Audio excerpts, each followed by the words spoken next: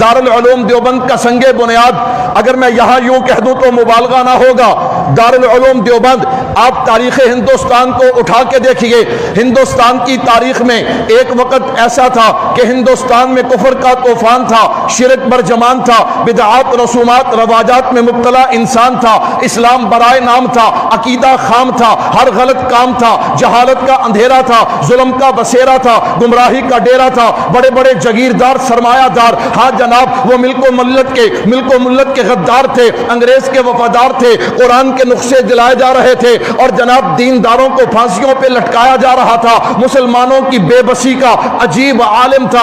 اس حالت میں میرے رب کو ترس آیا. کس رب کو ترس آیا؟ جو خزاں کے بعد بہار پیدا کرتا ہے, اس رب کو ترس آیا. جو رات کے اندھیرے کے بعد صبح کا سویرا پیدا کرتا ہے, اس رب کو ترس آیا. جو کانٹوں کے درمیان نرم و نازک پھول کو پیدا کرتا ہے, اس رب کو ترس آیا. جو بھوکوں کو کھانا کھلاتا ہے, پیاسوں کو پانی پلاتا ہے, اس رب کو ترس آیا. جس نے کن کہا آسمان کو بلندیاں مل گئی, جس نے کن کہا زمین کو وسعتیں مل گئی. کس رب کو ترس آیا؟ اس رب کو ترس آیا جس نے کن کہا دن کو اجالا مل گیا, رات کو اندھیرا مل گیا. اس رب کو ترس آیا جس نے کن کہا چاند کو چاندنی مل گئی, سورج کو کرنیں مل گئی, ستاروں کو جگمگاہٹ مل گئی, پرندوں کو اڑان مل گئی, پھلوں کو مٹھاس مل گئی, پھولوں کو خوشبو مل گئی, دریاؤں کو روانی مل گئی, سمندروں کو گہرائی مل گئی, پتھروں کو طاقت مل گئی. اس رب کو ترس آیا جس نے حضرت آدم علیہ السلام کو بغیر ماں باپ کے پیدا کر دیا. اس رب کو ترس آیا جس نے حضرت حوا کو حضرت آدم کی پسلی سے پیدا کر دیا.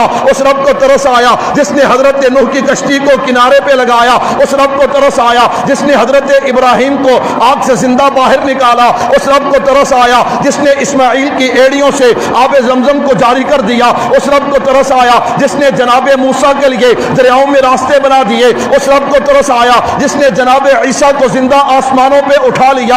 اس رب کو ترس آیا اور اس رب نے اس وقت کے کچھ اہل علم, اہل تقوی, ان لوگوں کے دلوں میں, ان کے جناب دماغوں میں یہ بات ڈالی کہ ہندوستان کی سرزمین پہ ایک مدرسے کی بنیاد رکھو. اس لیے حضرت مولانا حبیب الرحمن عثمانی رحمت اللہ علیہ فرماتے ہیں کہ دیوبند بنانے سے پہلے ہم نے جو مشورہ رکھا اس میں جتنے بھی بزرگ آئے, ہر بزرگ کو اللہ نے خواب کے ذریعے یا الہام کے ذریعے یہ اشارہ دیا کہ ہندوستان کی سرزمین پہ ایک مدرسہ قائم ہونا چاہیے. حضرت مولانا نانوتوی رحمت اللہ علیہ فرماتے ہیں میں نے خواب میں دیکھا کہ میں بیت اللہ کی چھت پہ کھڑا ہوں, میری 10 انگلیاں ان سے پانی کے چشمے جاری ہوتے ہیں اور پوری دنیا میں پھیل جاتے ہیں. مولانا رفیع الدین رحمت اللہ علیہ فرماتے ہیں علوم دین کی چابیاں مجھے پکڑا دی جاتی ہیں. میں قربان جاؤں جب یہ مدرسے کی بنیاد رکھی گئی, ہاں اس وقت سن کیا تھا, وقت کیا تھا, 1866. دیوبند کی بستی, انار کا درخت, چھتے والی مسجد, انار کے درخت کے نیچے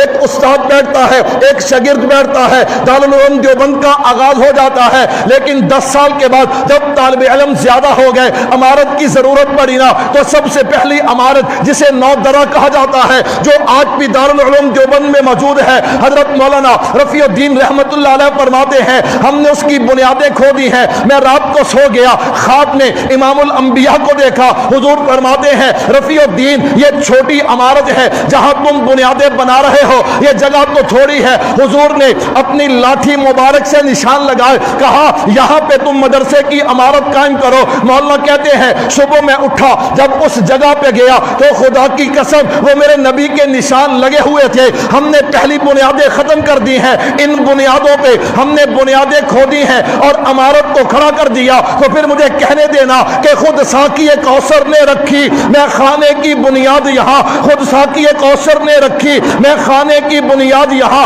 تاریخ مرتب کرتی ہے دیوانوں کی روداد یہاں, وہ جو وادی فارا سے اٹھی گونجی ہے وہی تکبیر یہاں. ہستی کے صنم خانوں کے لیے ہوتا ہے حرم تعمیر یہاں. دارالعلوم دیوبند بن گیا. میں قربان جاؤں پھر اس دیوبند کا فیض پھیلا ہے نا جیسے پھیلنا چاہیے. اس لیے تو ایک دیوانے نے وہاں پہ کھڑے ہو کے کہا اس وادی گل کا ہر ذرہ خورشید جہاں کہلایا ہے. کیوں؟ اس نے حضرت نانوتوی کو دیکھا, اس نے حضرت مدنی کو دیکھا, اس نے حضرت تھانوی کو دیکھا, اس نے حضرت شیخ الہند کو دیکھا, اس نے حضرت کشمیری کو دیکھا.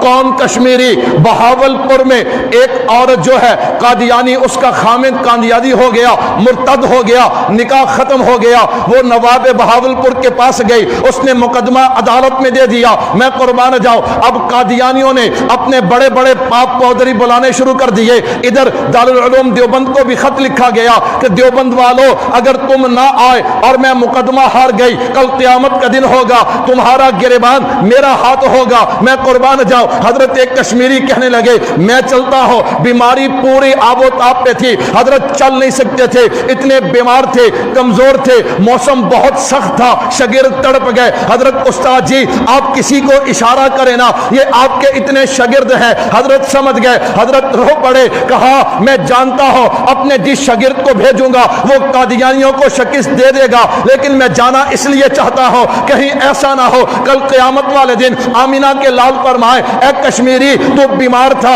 लाचार था, बीमारी से तंग था, चल नहीं सकता था, लेकिन तुझे सांसें तो आती थी ना, तू मेरे दिफा के लिए क्यों नहीं निकला, तू मेरी खत्म नबूवत के लिए क्यों नहीं निकला। हजरत कश्मीरी गए हैं और फिर अल्लाह ने अजीब फतह अता की है। हजरत ने मुकदमा लड़ा, हजरत फरमाने लगे अगर जब फैसला होना फैसला हो, ये फैसला अगर मैं जिंदा हूं फिर तो सुन लूंगा, अगर मैं मर जाऊं तो मेरी कब्र पे आके ये फैसला सुनाना। 1933 में हजरत की वफात हो गई, 1935 में उस मुकदमे का फैसला होता है जिसमें कादियानियों को काफिर करार दिया जाता है। मौलाना मोहम्मद सादिक रहमतुल्लाह अलैह बहावलपुर से चले। दुनिया वालों, इश्क की बातें करना आसान है, इश्क की ऐसी मिसालें देना ये देवबंद का वर्षा है। वहां से मौलाना मोहम्मद सादिक चले, इश्क की क्या मेराज होगी जब एक कब्र पे आके मौलाना सादिक साहब ने सुनाया होगा फैसला। हजरत आप जो मुकदमा लड़के आए थे उसका फैसला यह है कि नबी की तौहीन करने वाले,